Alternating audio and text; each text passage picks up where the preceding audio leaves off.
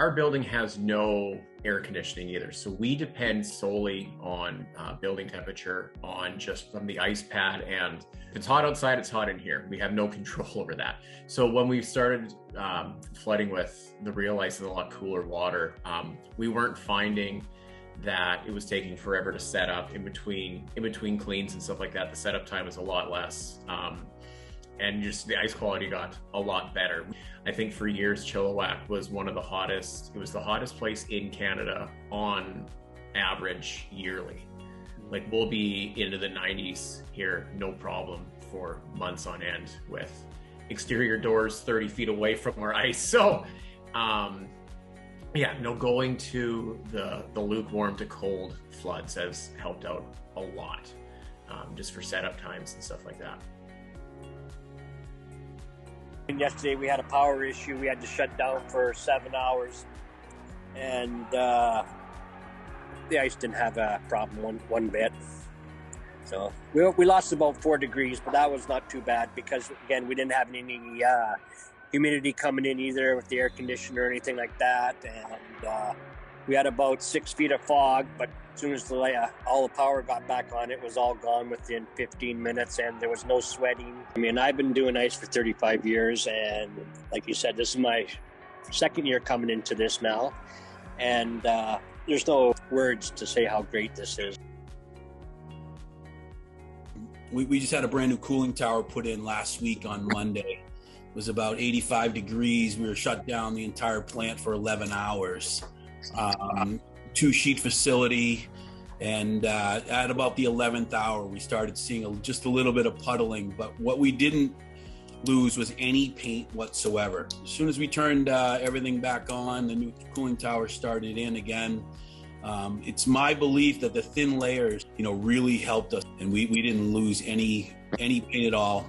In summertime to put in a cooling tower, it's not a great time, 11 hours down, but I really believe that that's truly because of REALice.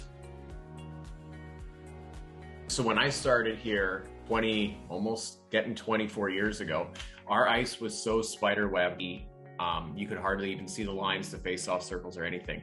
Dealing with that on a almost daily basis in the winter, trying to patch stuff up was challenging.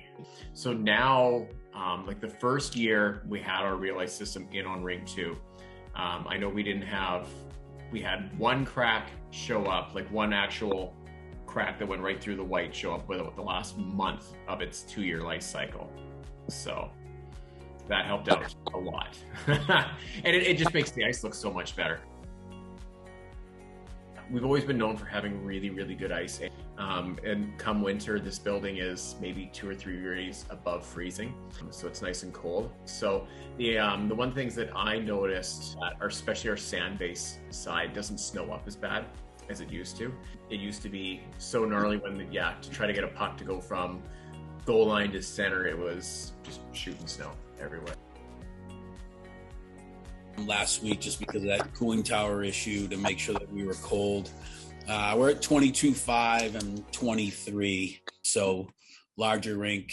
We usually run a little bit colder just because of the space itself. Running at, I hate to say it, 23, when we were used to running 16 and 17.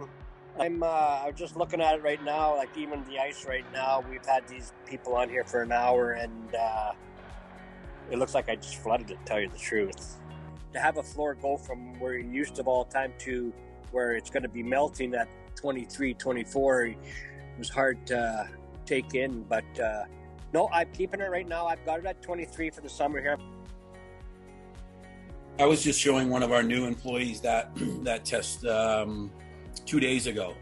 It's exactly the easiest way to know whether you're too cold or whether you're too warm.